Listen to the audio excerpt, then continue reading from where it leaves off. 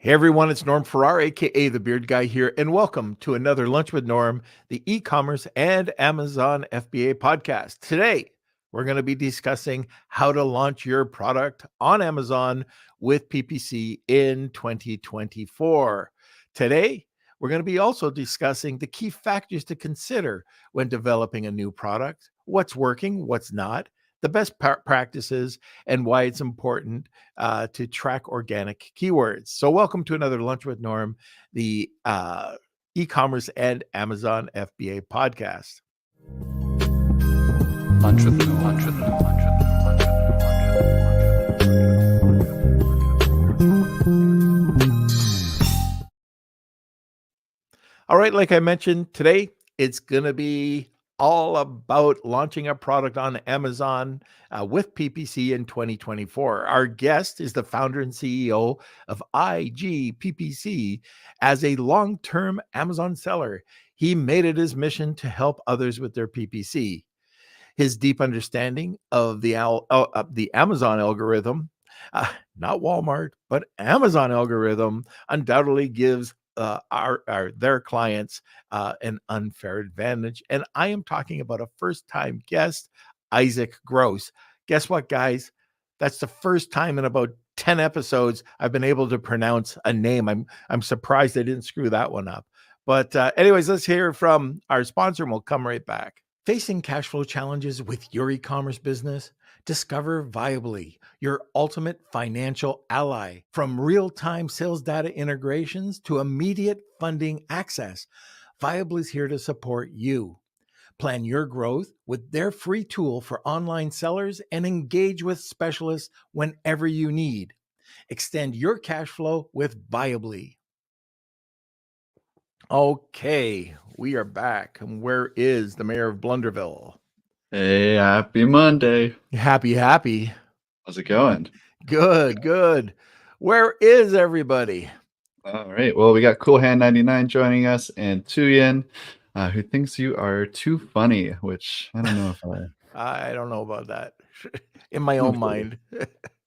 All right. Well, if you missed out on the last couple podcasts, we created a WhatsApp group for Lunch with Norm. This is the official Lunch with Norm WhatsApp group.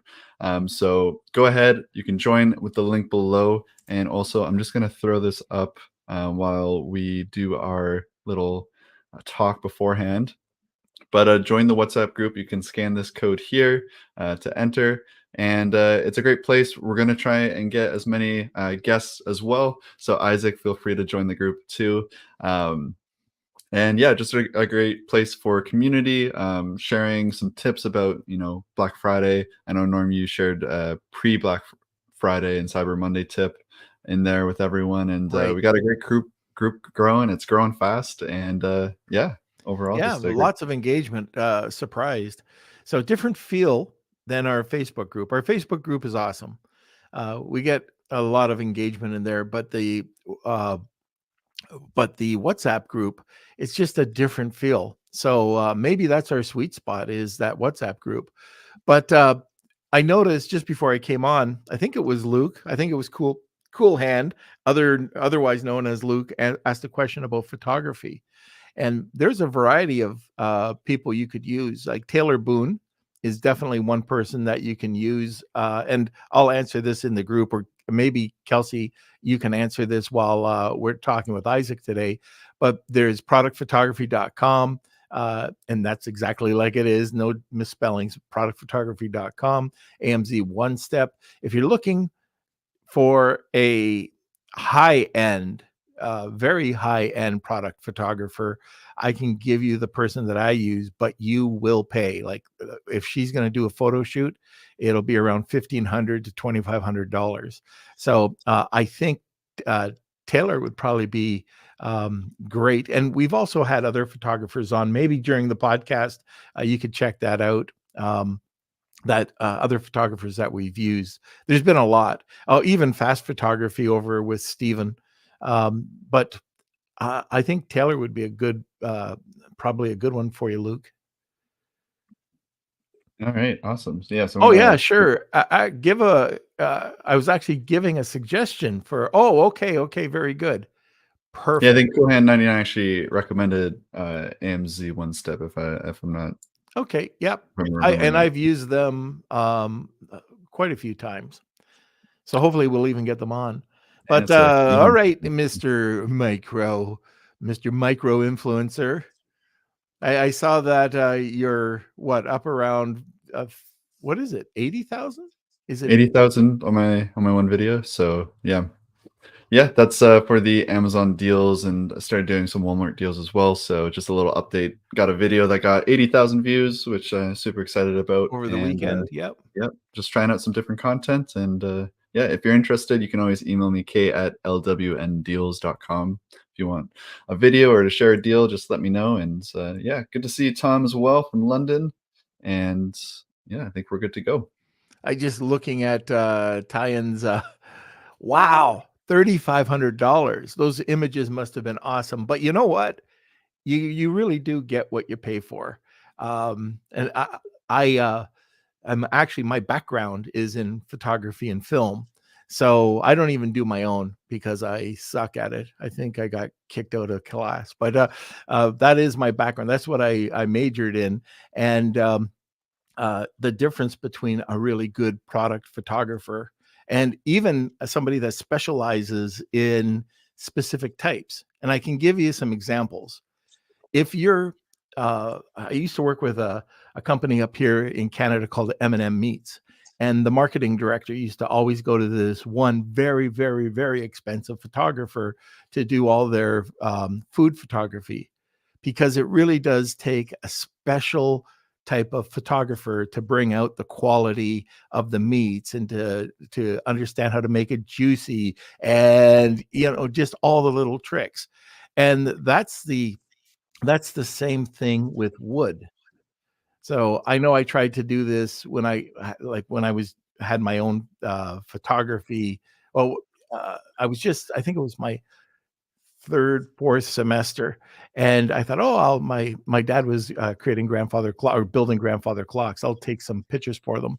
They absolutely sucked, and this is back in the day when you try to there was no Photoshop, put it that way. And they sucked, and it was so bad because I thought I was going to do my dad a favor, and he ended up going to another photographer.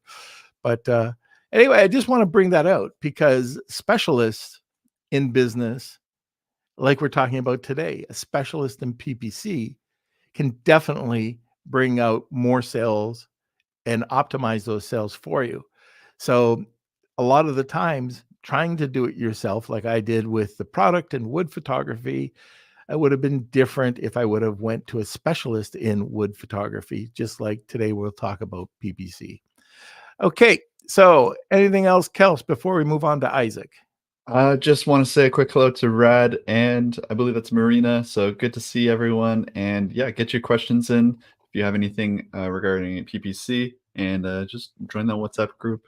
And I think that's it. All right. Now I can see that we have a bunch of listeners here. So, hi, everybody. You had me worried. I didn't see everybody on when we first got going, but now I can see everybody. That's great. I hope everybody's liking the WhatsApp group. Just want to stress that again. A lot of really great comments and questions that are going on.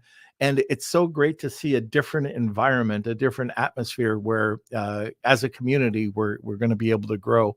So we ended up, I think, with about 65 people last week joining, which was really cool. I didn't know what to expect.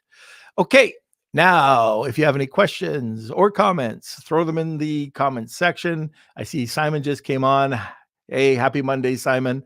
So let's sit back, relax, grab a cup of coffee, and enjoy this episode. Welcome, Isaac. Hey, welcome, Laura. Excited to be here. I'm excited to have you. So we were at an event together in New Jersey, and we started talking, and you were telling me, what you specialize in. And it's not wood photography, it's not wood photography. It is PPC. So I thought, it's interesting because you think you know a lot of people in the business, and then somebody that's been around for quite a long time, you just meet. And I thought that was pretty cool. So you've been doing this for a while, haven't you, Isaac? Yeah. So first of all, for me, I felt that I know you already for a long time because I've been listening to your podcasts, and I believe we probably met before because I go to not every single, but a lot of Amazon shows. I'm the guy with the beard. I know that I have a bear too. And we definitely cross paths here and there, but I think the first time, yeah, we had a good conversation, like just one-on-one was when was it, 2 weeks ago, I think, in New Jersey. Yep. And yeah, that was great. And I'm really excited to be here because I've watched your podcast, for years with other great guests. So excited to be here. All right, that's great. And I can't wait to dig into it. So let's start off with some of the key factors. What are you seeing that the key factors to consider when developing a new product? Okay, great question. So first of all, I also love the conversation you had before I came on. I was listening about product photography because we'll get to that as well, because all that is part of a good launch strategy. So I've been on Amazon since 2015 when I started as an Amazon seller, I think like most of us, right? Back then in 2015, it was a totally different landscape than it is today, right? The way how people launch a product then was they just went to Alibaba, found a product, and you just slapped on a label, and it literally sold. Like most of the products that you put onto Amazon sold with PPC, without PPC, it sold, right? Today we're heading into 2024. The landscape on Amazon is very different. It's way more competitive. So a product launch, which is our topic for today, it really starts at the beginning, right? When you start to bring in a product. So when you're doing product development, you're bringing in a product, it's important to analyze the market, right? You want to make sure that you'll have some kind of competitive edge, some kind of leverage in this market versus your competitors. So if you're coming into a market that your competitors are all, I like to call them like they're Amazon savvy sellers, right? They know the game. They have beautiful images, good pricing, tens of thousands or even thousands of reviews.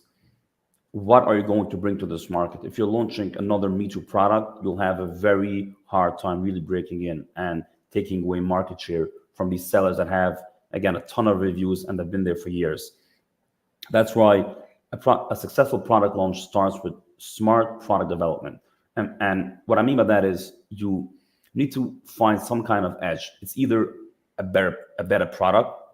Sometimes you can still find a market where the market is not so Amazon savvy. They're not so sophisticated. The listings aren't great. So you're like, look, I'll bring in the same product as anyone else, but I will make a nicer main image. I understand that Amazon get better. I will make nicer listings, infographics, all that. So whatever your competitive advantage will be, make sure that you have one. Sometimes it can even be in price. Let's say if you're the manufacturer yourself, you can, have better prices than the market. That's also a competitive edge. Even though that's a little bit more, I would say, a risky competitive edge to have, just because if you'll be lower in price, the whole market can come down. Eventually, everybody can lower the price. But the point is that you need to make sure that you have some kind of edge in the market. And because of this, people might buy your product versus a competitor. I feel that I want to add one thing here, which I have a lot of times, like people call me, they say, hey, I have this and that product on Amazon. I'm just launching it. It's a new type of product. It has never been on Amazon before. So obviously when you have a new product that has never been on Amazon before, there are pros and cons, right? The pros are simple, that you have a product that nobody else has. So, there's not a lot of competition. But then the question is, who says there's a need for this product on Amazon? Who says that people on Amazon are willing to pay even the price for a product like this? So even let's say if somebody takes an existing product and they improve it, they add a few more features and they charge a premium price, it can be a little bit risky when you do that because the market has not yet shown that they're willing to pay a premium price for this product, even if it has more features than other products. So it's important that when you think about taking a product and making it better, it's important to take into account that when you're adding a feature and you'll be way more expensive than the market, it might be that the market is not ready to pay that price that you're asking for. So that should be taken with caution when you're launching a new product. Make sure there's demand on Amazon for this product at this particular price range and price point that you're bringing in. So that's step number one. Okay.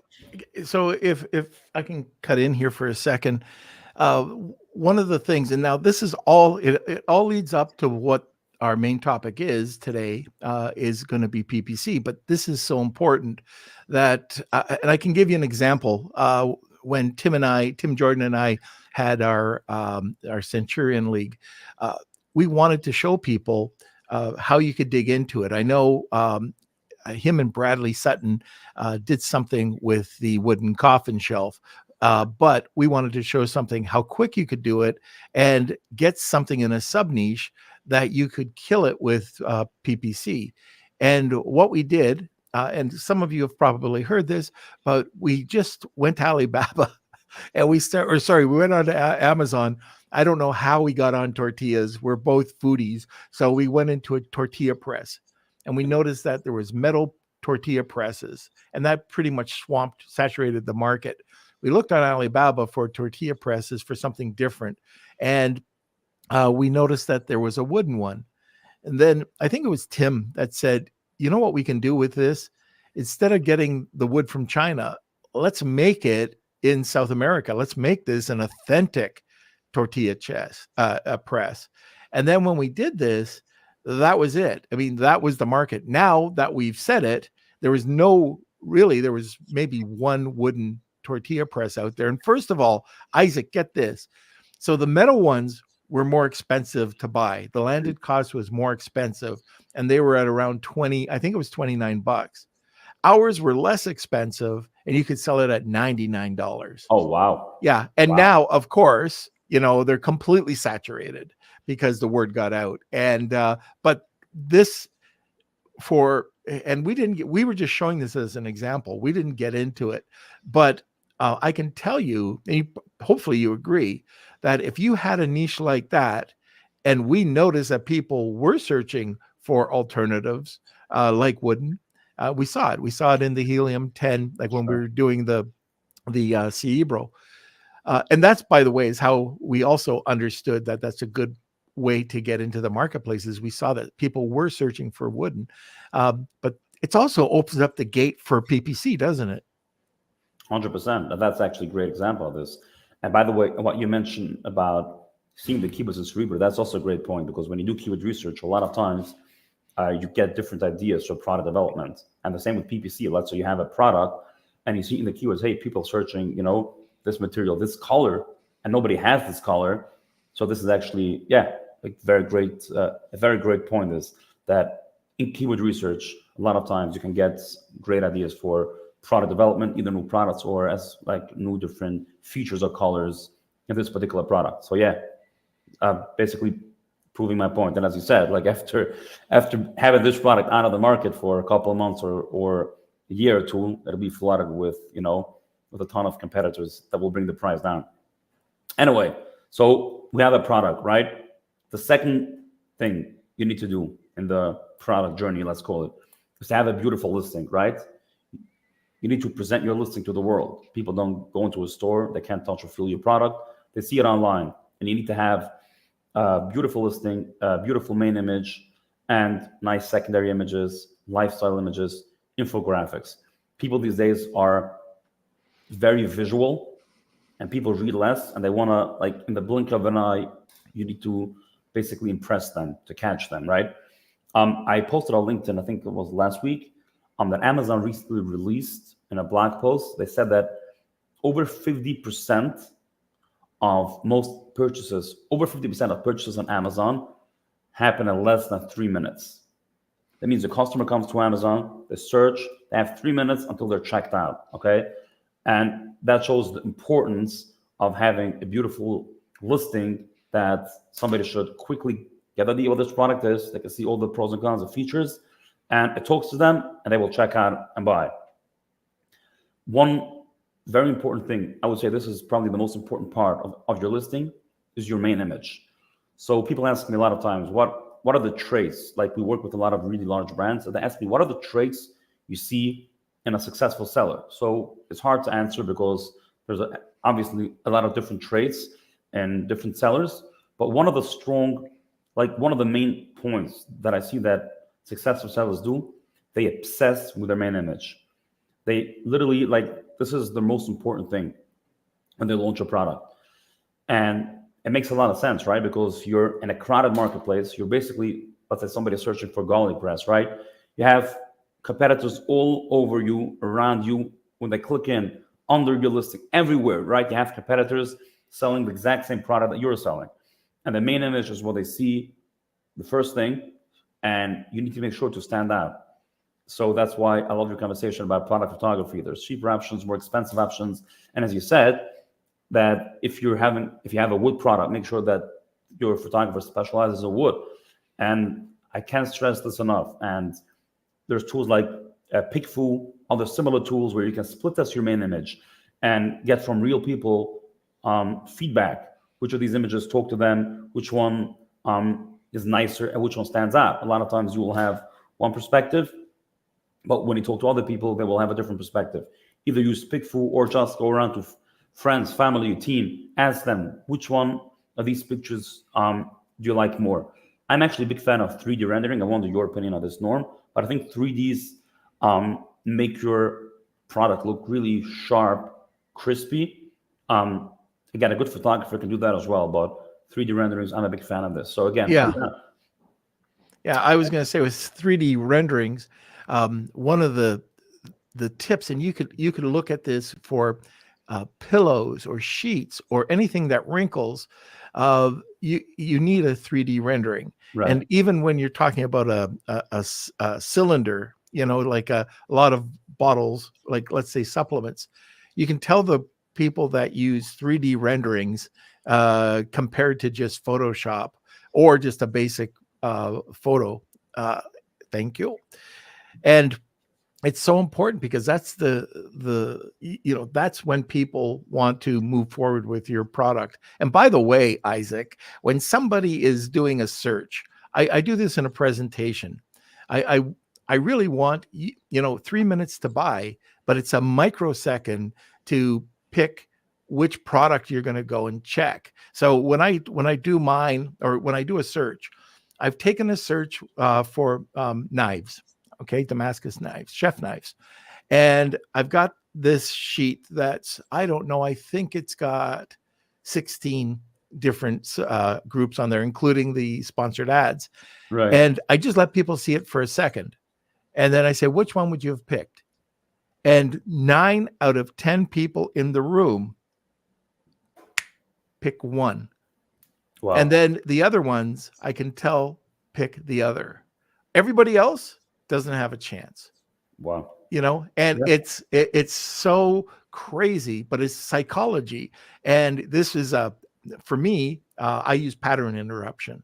I use different colors within the packaging. So if I see if everything is packaged in black, or if we've got red plastic shoe stretchers, mine's going to be different because I want that pattern interrupt. And it works so well that it piques people interest. Now, whether people go ahead and buy your product is a whole other thing. That's, on the listing optimizations, the rating, the quality, all of this other stuff. But that's one of the first things to get people to click check through out. rate, right? Yeah, get people to click in. Yeah, and it's a great point what you mentioned. I think like Angry Orange was a great case study for this, right? Of Thrasio, they had a different color. It was obviously standing out. And that's also a great point to add, that if you have packaging, again, it really depends on the product, but a lot of times it's worth to have the packaging in the main image. I think it shows a certain legitimacy of the product that it has a nice packaging. So again, if it makes sense, have your packaging also in the main image. So now we have your main image. We have the secondary images. Our next step is to have a well-optimized title and bullet points. Now, title, bullet points, they need to be optimized for 2 reasons, right?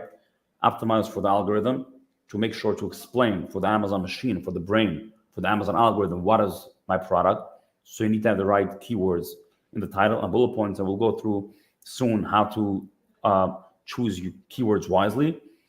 So that's number 1 for the algorithm, but also it needs to be written for people, right? You can't just stuff it with keywords. Real people will be on the other side of the screen and actually buy a product. I actually made a post on LinkedIn a few weeks ago. Like, one of the most popular keywords in brand analytics is my orders. it's obviously not a keyword like that people are looking to buy, right? People searching for their orders. So they go into the Amazon search bar and they search for my orders. So I saw a listing which has the first word in their title was my orders.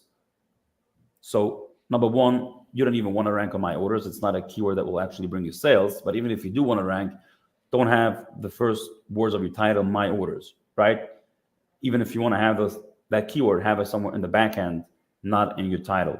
So it's always important. Title, bullet points, make sure it's written well for the Amazon algorithm, and make sure it's written also for people. It's well written, it's legible, it's clean, and people understand what the product is. Another important factor is being in the right category and subcategory. So back in the days, Norm, I believe you'll remember that was like, let's call it the more black hat days of Amazon. People used to play around with subcategories that wanted to be in this rare subcategory in order to win the bestseller badge. Number one is standard the terms of service, but number two, even if you feel that you're playing, it's gray area, but you want to make sure that you're in the right subcategory, because today Amazon takes a lot of understanding of what your product is from the subcategory. So it's always important, make sure, look in the right categories where your main competitors are, make sure that you're in a subcategory that is actually relevant to your product. It's not worth cheating and getting into a different subcategory just for the bestseller badge. It'll hurt your organic ranking. So now we have a product. It's already live on Amazon. Of course, you send in inventory. Now make sure to get reviews. For reviews, I highly recommend to use Vine.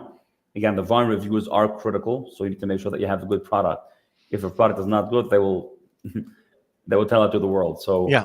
But make sure to use Vine. Now we'll go to PPC, right? So when doing this is PPC for your launch, correct? Right, exactly. So we're starting PPC. Now, before you do PPC, one of the most important things of a successful launch is having a decent conversion rate.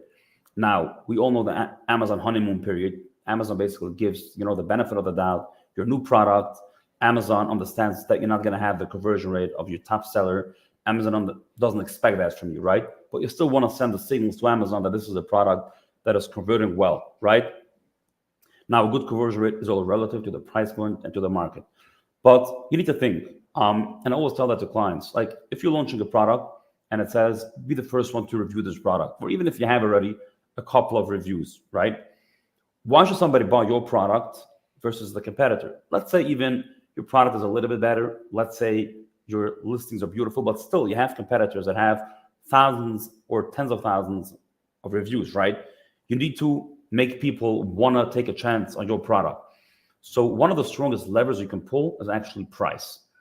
If you come in at a lower price point than your competitors, people will take the risk on your product and say, look, this product, it looks decent, it has a good main image, it has it feels legit, and it's cheaper than the competitors. Let me buy this product. So can that price be higher and then use a digital coupon, or does it have to just be lower, like a sale price? It's a great question. So some people will do a higher price in the beginning with a coupon and then lower the real price. The reason why they do it is because when you lower the price, you get this red badge that says like lowest price in 20 days. But ideally, you would want to have, the ultimate goal is to have a lower price.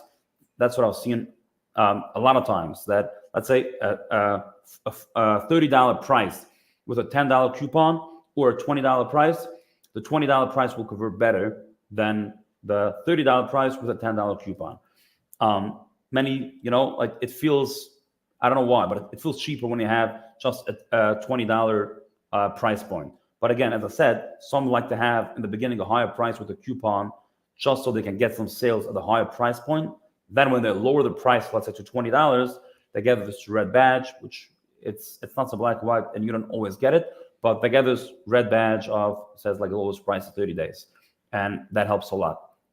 So again, have a low price. I would say usually 10 or 20% lower than the market. And you could play around this as you see your conversion rates. But have a low price in order to entice people to take a risk on your product, even if you have no or just a few reviews on when you're starting out. Now let's start doing with a keyword research. So keyword research, that's for, So again, can we go back to the PPC? yes. So we'll go to Okay. the keyword research and we'll start. All right. Okay. So it's Right. leading in. Okay. So why don't we stop there? So Isaac, I'm sorry I've been interrupting you, but there's Okay. some questions I thought I would want to I know that the listeners are asking, but Sure. we haven't seen them in the comments yet, but I know they want to know this information. So please keep in mind where you're at right now, because it's at the bottom of the hour. And at the bottom of the hour, this is where we talk about our giveaway. And our giveaway is always called hashtag Wheel of Kelsey. And that's actually, if you want to enter, you would put in hashtag Wheel of Kelsey or tag 2 people, and you'd get a second entry. And Isaac, can you describe what the prize is today? Sure. So the prize is a free hour of consultation with myself. I will basically have, again, it could either be just, you can pick my brain for an hour. If you want, you can give me access in advance to your account, so I can actually audit your PPC, and then on this 1 hour consultation, give you some actionable advice on what to implement and what I've seen on your account, and advise you and consult you on how to make it better, and give you my 2 cents. So again, either if you're just starting out and you just want to pick my brain for an hour, if you want me to look at your account, that's totally up to you, but I will give you a 1 hour free consultation of my time. And as Isaac was mentioning earlier on, he has small, medium-sized companies he works with, but he works with huge companies. So he's got that mix. So if you're interested in having Isaac dig into your account, and from an area, somebody that is working with large brands, small and medium-sized businesses, and get his expertise advice for an hour, hashtag Wheel of Kelsey, tag 2 people, and we'll get you an entry. Okay, now, Kels, let's go to a sponsor, and then we'll come right back with Alex. This episode of Lunch with Norm is sponsored by VAA Philippines. Looking for a high-quality virtual assistant for your business? With the rigorous screening, intensive Amazon and Walmart training, and ongoing professional development, get the peace of mind with skill and motivated virtual assistants for a long-term working relationship. Hire through VAA today, and now let's get back to the show. Hey, I see one of our mutual friends is on here, Near. Hey, good to see you, Near. Okay, so let's continue here, and please ask questions, shoot away. Near, I know you've probably got a few questions. Yes. Anyways, let's there I go. Anyway, so I don't know how many times I said it so far. I think twice. I'm trying to cut that back. Let's get into continuing on with your PPC, which was leading into keywords. Right. So the first thing, of course, before you start doing PPC is doing keyword research. Okay. Now, I'm a big fan of first-party data, so I love tools like Helium 10 and Data Dive, but I like to use brand analytics and product opportunity explorer before that. So I'll start with brand analytics. That's the main tool that we use. So of course, we'll take your top competitors, and you should know your top competitors. Those who are selling the most, they have the lowest bestseller rank. You're putting them into brand analytics, and you're doing like a reverse ASIN, just like Cerebro and Helium 10. And you're seeing, okay, what are the main keywords that they are the top 3 clicked ASINs for? Okay, so those keywords are usually the top keywords that bring the most sales in this category. And again, you will always also search, let's say it's a garlic press, you will search garlic press in brand analytics, and you'll get a ton of different keywords. Again, if I don't get enough keywords, I will also use Helium 10 to supplement that. But the point is, make sure that you have your top keywords that your competitors are ranking for organically, that your competitors are getting clicked for. Now, once you have those top keywords, I like to divide it in 2, okay? I like to have the top 5 or 10 keywords in a separate campaign. I call it usually a ranking campaign, okay? So most products on Amazon will have these top 5 or 10 keywords that these usually bring in the largest amount of sales for this particular product. They are your main keywords. As a rule of thumb, I like them to be at a search frequency rank of below 100,000. they are usually the keywords that, that make it or break it. If you rank on those, you have a lot of sales. If you don't, you probably won't be one of the big players in this category. Okay. Now, once you have all of your keywords, make sure to have your top 5 and 10 keywords, your main keywords, in your title and your bullet points, right? So we spoke before how important it is to have a well-optimized SEO listing, title, bullet points, and make sure to have them in exact phrase. Like, let's say garlic press stainless steel, garlic press for chefs. Make sure to have your main keywords as exact match in your title and your bullet points. All the other keywords, it's not so important to have, every single keyword. It's not even possible as exact match. Just make sure you have, all the root keywords in your title and bullet points. Can I ask you, how many keyword phrases are you putting into your titles now? So I would say usually it's probably not going to be more than 3. Right. Okay. Also, a lot of times you can have, like, let's say garlic press stainless steel has a garlic press in it, and it has also garlic press stainless steel, right? So depending on the keyword, sometimes you could play around that, that you have a few different, that like one phrase has already two main keywords in it, right? But usually as a long phrases, no, I mean, you just can't put more than the current character limit. You can't just have too many, but the title and the bullet points is also very important. So between the title and bullet points, I will try to have the top 5 to 10 phrases. Okay. Now, once you have the main keywords, we create something for the top keywords first, what we call a ranking campaign. So this is, we go exact match only, and we go top of search by 100% or even 150%, depending on how competitive these keywords are. And why this is important. So as you mentioned before, right, customers make a decision in a second, right? Most customers don't scroll through an entire page. That's why top of search, which is basically the first spots that show up on PPC, that's called top of search, and they have the best conversion rate. We have seen in some cases even a 4x conversion rate, 4 times versus rest of search and product placement, but usually on average is 2 to 3 times a better conversion rate, and usually 10 times better click-through rates. Okay, so what happens when you convert well on a keyword through PPC? You start to rank organically, right? You show the signals to Amazon that this product is a product that's relevant for this keyword. It converts well. So when you convert well through PPC, you start to convert well. You start to rank well on organically. So it's very important for your main keywords to make sure that you win top of search. Okay.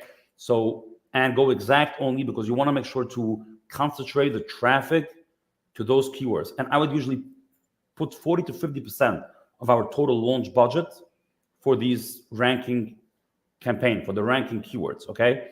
Now, these ranking keywords, make sure to track them in Helium 10 to see where they rank organically, because these are the main keywords that you want to hawk on. You want to sit on them. You want to make sure they're getting clicks, they're getting orders through top of search, they're converting well, and you want to track and monitor how they rank organically, if they improve or not, and make changes accordingly. I want to add just one word on those ranked keywords, and then we'll continue to the next phase of the PPC. When we will see, for example, a keyword in brand analytics that the market share between the top 3 click ASINs is less than 20%, we will probably not choose that as a ranking keyword. So I'll give an example. So let's say I have a cup over here in front of me, right? Mm-hmm. The word cup might have, a very low search frequency rank. It might have a lot of search volume, right? But the word cup is a little bit too broad. Somebody searching for cup can look for a paper cup, plastic cup, a cup for coffee, a cup for many different things, right? So even though the search volume is high, the buying intent of this keyword is a little bit lower. It's more of a keyword that people will be browsing, and it's hard to have a really good conversion rate. Again, I'm just giving an example of cups. Maybe cups does have a good conversion rate, but I'm saying the concept is that make sure that your keywords have it's a high converting keyword, okay? And a good way how to get an idea of that is when you look in brand analytics on the top 3 click ASINs, their conversion share. What's the conversion share of the top 3 ASINs? I would like to see at least a 25 to 30% conversion share. That means The top 3, they get around 30% of the pie of all purchases for this keyword. If you see that their conversion share is less than 20%, usually that's a keyword that it's more of a browsing keyword. The buying intent, the conversion intent is not so high. And I would be more careful when I put in a keyword like this in a ranking campaign. So the point is with a ranking campaign, where you go very aggressive after you tap keywords, you want to make sure that, number one, they have high search volume, but you also want to make sure that they're very relevant and very direct to your product, and competitors like yours, like your type of product, is converting well on those keywords. Okay. So just to the listener, what you just said, the last 2 minutes, if you missed it, if you went for a cup of coffee, that point alone is worth coming back to the podcast and re-listening. So we will put this into a short reel about that point that you brought out, but that is so critical. Cool. Yes, it is very important. And that's where you need to put a lot of emphasis. And also because if you go very aggressive after a keyword that has a low conversion rate, that might hurt your ranking as well. It'll have the opposite effect, what you want to have. Okay. So again, now we have your ranking campaign. We have the main keywords. Now, one more point. If you see one of your keywords over here, they don't get impressions, they don't get clicks, I would usually take out that keyword and put it into a single keyword campaign. I usually don't do single keyword campaigns, only if there's a reason for me to do it. So we'll take out usually those keywords that don't get impressions or clicks from these top ranking keywords in a single keyword campaign, sort of treat them separately. And in that campaign, we'll go more aggressive on top of search, more aggressive on the bid, just to make sure that we take care of this keyword and we try that it should get impressions and clicks. So that's your main keywords. Now, all the other keywords, which are more the long tail keywords, they're also super important. We'll usually create an exact campaign, a separate campaign for broad, and a separate campaign for phrase. The reason why we do a separate campaign is, number one, it's cleaner. You can easily see how broad, phrase, and exact perform. Some products do well with broad, some don't, or vice versa, exact or phrase. So it's important it's not, number one, it's clean, but also you want to be able to control the budget, right? If you see, let's say, broad is not doing so well, but you still want to have it, you want to lower the budget. Or if you see that exact or phrase is not doing good, or it is doing, you would want to increase and play around with the budget. So that's why I usually like to have separate budgets for exact, phrase, and broad. Now, another important campaign that we'll do is product ASIN targeting. Make sure that you target your competitors and you show up on their listings. Now, one more campaign that we'll do is an auto campaign. So the auto campaigns, just an interesting point. I believe that auto campaigns are not so important for keyword harvesting. For some products, it is important, but I think if keyword research is done right, you should have covered and you have phrase and broad, right? You should cover 90% of all the search terms that people will search for.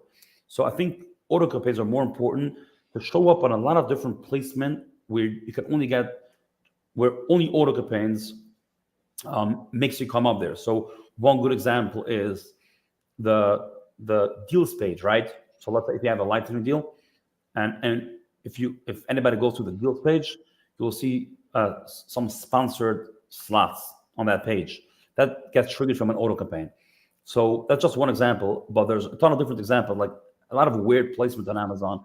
For example, when you check out, right? So when you check out a product, while you're like at a cart, there are also a lot of ads. So I'm not 100% sure if those come from auto campaigns. I've tried to verify with Amazon. They weren't clear, but I've seen that a lot of times that auto campaigns, they get certain placement on Amazon that only an auto campaign gets you there. So auto campaigns are not only important for keyword harvesting, it's always important to have it just because it brings you up on certain pages and placements on Amazon that only an auto campaign will bring you up. So make sure to have an auto campaign. I usually won't have a very high budget on auto campaign, but it's important to have it. Now, once you start with the PPC, it's important, again, as I mentioned, your main campaign, your main focus should be on your ranking keywords, and you want to check in on that and make sure they're spending. Check in every single day. Are they getting impressions? If not, increase your bid. Make sure they're getting impressions and they're getting clicks and ultimately sales. Now, usually what we'll do is when we see a certain product is starting to rank, we'll also track of monitor helium 10, see how your main keywords start trending organically.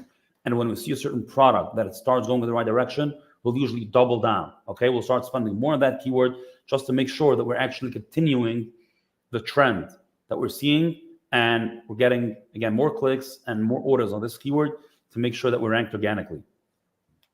Now, if you see that you don't convert, right? That's let's say you're doing everything right. You know that you have the main keywords that are 100% relevant to your product, but they don't convert. Of course, it always makes sense at the beginning that they won't convert, just because, again, as we mentioned before, like you have just a couple of reviews, and usually your competitor will have hundreds, thousands, or tens of thousands of reviews.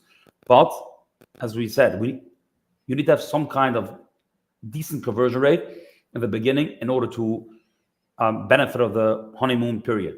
So either, if you don't convert, make sure to have, again, maybe your main imagery done, something that can improve your conversion rate, but usually price will do the trick. If you don't convert, try to lower your price a little bit more. And again, your goal right now, that's also very important to understand. Again, for most product launches, your goal is not to make money right now. You're not going to make money when you're launching a product. It'll take a few months until you break even, and only after that you will start making money. Your goal right now is to get the traction, to get people to buy a product, to get reviews, to get organic ranking. So it's entirely normal to have tacos of even 80 to 100% in the beginning, to have a high ACoS. Right now, profit it's a forbidden word, profit, okay? You need to make sure you're getting the traction, you're getting the conversion for your main keywords, but right now is not the time to focus on profit. Yeah. So make sure, again, to double down on the keywords that are working, especially those that convert well, especially in those keywords that you see already some kind of momentum with the organic ranking. So, Isaac, I'm going to have you come back, because we haven't even got through half of what I wanted to talk to you about. And I know that there's 3 questions, and I know you have to go in about 7 minutes. So maybe we should head over to the questions, and then we'll get you to come back. Sure, let's do it. Okay, so let's get into these questions. This one is from Neil. This is a very timely topic for us. We launched at the beginning of November, and we've hardly had any PPC sales. I don't know if I'm doing it wrong or not. What advice does Isaac have for a PPC newbie? Okay, so great question. It's hard to answer, if I don't see your product. But the question is, you're hardly getting any PPC sales. Is the question, are you getting PPC clicks? So if you're not getting any clicks, then the answer is simple. You have to increase your bids to make sure that you're getting impressions and clicks. But now the question is, if you're getting clicks, so that means people come into your listing, and of course, assuming the clicks are the keywords that you're targeting are 100% relevant. And so if you have the clicks are relevant keywords, but you don't have sales, now that's a conversion issue. So that's what we discussed. Now I have to think, why do people come into my listing and they don't buy my product? What can I do right now in order to entice people to buy my product? Again, is your listing up to par? Yeah. What about your price? So try to analyze yourself, ask people around you to look at your listing. Like, I'll tell you a good story. I had a call with a client last week, and he said, hey, this product is not going good. This competitor is doing way better than we're doing. So we had a call and asked him, think for a second in the shoes of a customer. If you see these 2 products, which one would you buy? And he says, honestly, I would 100% buy my competitor's product. Like, why do you think that most people are different, right? Just because it's your product, people are not going to buy it. So think objectively. If you have a product that there's a market, similar products on Amazon sell, you see people coming in through relevant search terms, through relevant keywords to your listing, and they don't buy, think, what can I do in order to improve my conversion rate to make them buy? I hope I answered the question. All right. Kels. All right. The next question is from Ben. What do you think of sponsored TV? So it's actually a brand new release, and it's something that I've not yet experimented with. So in terms of sponsored TV, if you mentioned that if you realized I didn't mention any sponsor display or sponsor brands as part of our launch strategy. I think sponsor brands and sponsor display, they don't have the organic effect, the organic ranking effect that sponsor products has. So usually we will do that only after a month, 2 or 3, we'll start doing sponsor brands or sponsor display if it's something that we want to do. So in terms of launch strategy, in terms of organic ranking, I'm not sure what sponsored TV, if that will help or not, I don't know. And in terms of conversion, it's something that I'm not tested yet, but we're actually excited to test it as it, it's brand new. I think they released it 2 weeks ago. Yeah. Okay, we got 2 more. From Neil, I tried an auto campaign that only found 2 keywords that were new to me. I spent a lot of money and got hardly any sales. So that's just some more background information. So when you do an auto campaign and you see that you don't convert, again, if the search terms are relevant, then it's a conversion issue of the listing, right? If the search terms were not relevant, then you can see from which of these for targeting it got triggered, from close match, loose match, substitutes, or complements. So if all of these 4 different targeting, if they all triggered irrelevant search terms, then again, you don't need to do an auto campaign because it'll only cost you money. But if they do trigger relevant search terms and you don't convert, that's a problem with the listing. Again, and you need to see what you can do to improve the conversion rate of your listing. 4 minutes. All right, from Tuyen, what is your process of finding the negative keywords to add into campaigns at launching? Oh, I love this question. That's a great question, because sometimes we will also add negative keywords right at launch before we have any data. And a good example is, so let's say you're selling men's shoes, okay? And you want to make sure that you never show up for women, right? Then we'll add, for example, women, girls, ladies as a negative phrase right off the bat. So it's usually number one, common sense. Like if you know that this product can easily be confused with a different product, again, for the best example that I have is men and women, and you 100% know that you never want to show up for any keyword that has in it woman, girl, lady, all that keywords, then that's something we'll add as a negative phrase. Another great tip that I want to share that we do in the beginning to basically try to add negatives before we start is we will take your product and we'll see what the auto-suggested keywords from Amazon is, okay? So you create a manual campaign and you see the auto-suggested keywords. If you see that Amazon auto-suggests certain irrelevant keywords, we'll add them as a negative, because that means that in an auto campaign, that means Amazon will usually show your product for these type of keywords, because this is how Amazon currently understands your product. So right off the bat, you can see if the suggested keywords are off, take those keywords and add them as a negative into your auto campaigns, so you won't need to waste money before getting data. They'll get clicks and no sales. If they're irrelevant and you see Amazon is suggesting it, you can add it as a negative even at launch. But besides that, I would say you'll see as the data comes in, you see what converts, what doesn't convert, and that's when you'll add negative keywords. Okay, and I think this one will probably be our last one before you got to leave. From Simon, what are the top 3 performance metrics that we as sellers should place on our PPC agencies? That's a great question. I love it. So it really depends what your goal is, okay? So if your goal is I'll basically explain what I'm saying. So when we take on a client, usually we have something that we call, the client needs to fill out an intake sheet and they need to put in their objectives on the product level. We want to understand from you, what is it that you want to see?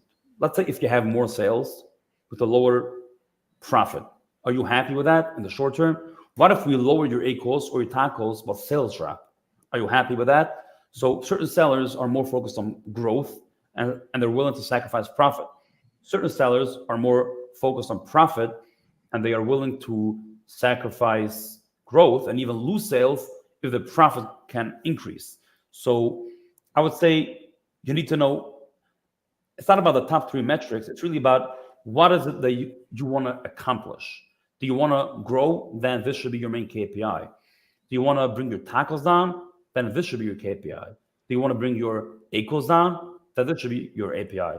So you have to know before you go to any agency, what is it that I want to accomplish? And some of the people make it more complicated than it is. It's really not. What is my goal that I want to accomplish? Come back in month 2 and month 3 and see, did we accomplish it or not? All right, Isaac. And guys, this is why I always want to have the questions up front, so I know when to stop the questions that I have to ask from Isaac, because we've got a bunch here. Want to get to them. Maybe what we could do is have Isaac either be part of the WhatsApp group or Facebook group, or we'll just get him to come back soon. Isaac, how do people get a hold of you? So first of all, people can just contact me at isaac@igppc.com. It's isaac@igppc.com. You can check out our website, igppc.com. And follow me on LinkedIn. I try to be active. Everything that I post, I try that it should be value driven, something that people can take out, some actionable advice. So yeah, that's basically where people can reach me. All right. I know you have to go. We're running a little late for you. So Isaac, thanks for coming on. You dropped a ton of information, and it was very detailed. And I'm sure people are going to be listening to this podcast once, twice, maybe 3 times. So thank you, sir. Thank you so much. It was a pleasure. All right. We'll see you later. All right, everybody. So now I guess I have my read. All right. Let me go over here. We'll pick it up. And this is for Seller Basics. Hey, Amazon sellers, ever faced with account suspensions, ASIN hiccups, or IP headaches? Introducing Seller Basics, your Amazon accounts guardian. With just $99 per month, Seller Basics offers a dedicated team to shield your business from these challenges. Plus, this membership offers free legal consultations from seasoned e-commerce attorneys, no long-term contracts, cancel with just a month's notice, and view Seller Basics as your account health plan. You can also check out their site at sellerbasics.com. And one last thing, this is the disclaimer. Seller Basics isn't an insurer or law firm. Consultations may come from independent firms. Consultations come from independent firms. Results may vary and membership needed before events leading to claims. Also, terms apply. That's it. Now, Kelsey, is it that time? It is that time. It is time for the Wheel of Kelsey. So here we go. It's time for the Wheel of Kelsey.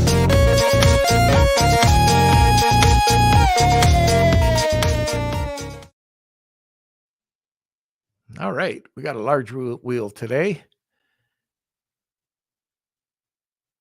Kelsey? Oh, there you go. Yep, so that's my computer glitching out again. But anyways, here we go. Make sure you spin it, or if you are the winner, please email me, kate@lunchwithnorm.com. And it looks like this is going to be a good one. Neil. Oh, Neil. Perfect. That's good timing. Yep. So Neil, just email me, kate@lunchwithnorm.com, and we'll connect you with Isaac and your free hour consultation. So congratulations, Neil. I know this is right around the time that you need it. So hopefully that helps.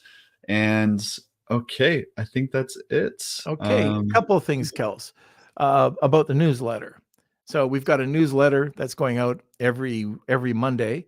And if you'd like to get that, please just join the newsletter. You can go to the Lunch with Norm site or the normfarrar.com site, and you can sign up there. Kelsey, you might want to just throw the link in. We also have the Facebook group, and we have the new WhatsApp group, and we could probably put that up there as well. Now, right, what's new, Kels? What do we have to end on? Well, I don't know. I think we covered pretty much everything. All right. The biggest thing is the WhatsApp group, I think. That's where the party's happening right now. So check it out. It's just a great place for a conversation. It's much more casual, I'd say, than like a Facebook group where you have to kind of scroll for seeing questions and comments. You can kind of pop in and out of a WhatsApp group and just quickly see all the questions and comments from everyone really quickly. So definitely check it out. And I don't have a podcast. Actually, I did one episode, a solo episode about TikTok, but we can definitely do something with that in the future, going over TikTok and my findings. But yeah, great idea, Simon. But I don't know if he was being sarcastic. I think he actually was saying, I think so too. Yeah. Yeah. So yeah, looking forward to that, and I think that's it. Okay, fantastic. All right, everybody. I hope you liked today's podcast. It was filled with information leading up to, or the images, what you need for your titles, your bullets, leading into your PPC and your initial campaign, and then moving forward. So I'm definitely going to ask Isaac, based on all of these comments, to come back. And once again, I can't say it enough. With the questions, a lot of people, almost everybody, leaves them until towards the end of the podcast, which it's hard to gauge because the guests a lot of the times have a specific time that they have to leave. Some don't, but some do. So just think about that next episode. If you have any questions, throw them up a little bit early. That way I know when I can cut off. And I think that's it. So, like I said, I hope you liked today's episode. We'll have Isaac back, and join us every Monday, Wednesday, and Friday at noon Eastern Standard Time. Also, like I say at the end of every podcast, thanks for being part of the community. We could not do this without you. You guys are fantastic. If you want to become part of the community, well, you got a couple choices now. You can either sign up for our newsletter, go to our Facebook group, which is Lunch with Norm, the e-commerce and FBA, Amazon FBA collective, or join our WhatsApp group. All right, everybody, till next time, till Wednesday, we'll see you later. Lunch with Norm.